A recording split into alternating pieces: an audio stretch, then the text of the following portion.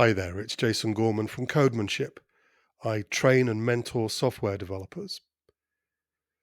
One of the things I really liked about studying physics at university is that there wasn't a lot to remember. My revision notes for my final exams fit comfortably on a dozen index cards, and I didn't even have to write that small. I don't think I would have been suited to a degree in a subject where there's a lot of facts to learn, lots to remember, like history or law. The beauty of physics is that even though the universe is incredibly complex and diverse, so much different stuff to see, there are relatively simple processes that have produced all of that complexity. The universe of software development can be equally overwhelming. So many things to remember, so many programming languages, so many libraries and frameworks, so many different terms for the way we do things.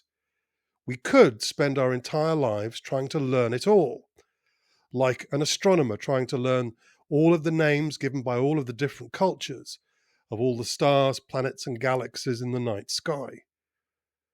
But no matter how many we learn, we still don't really understand anything about why they are the way they are.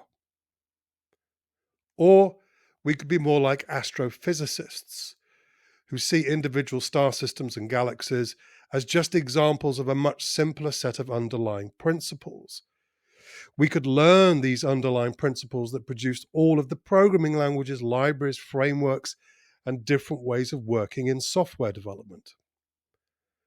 Just to take one example, we have many different ways of expressing a test. There's the given, when, then of behavior-driven development. There's AAA, arrange, act, assert. There are the setups and assertions of unit testing. There are the pre and post conditions of design by contract, and so on.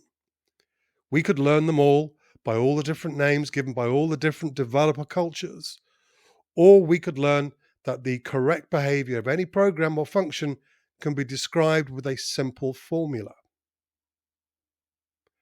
By understanding that algorithms map a start system state onto an end system state, a domain onto a range, if we think about it in terms of set theory, we can see how that maps onto our universe of different ways of expressing correct behavior.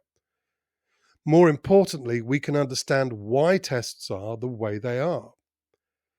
Software development is full of examples of different ways of expressing the same underlying principle.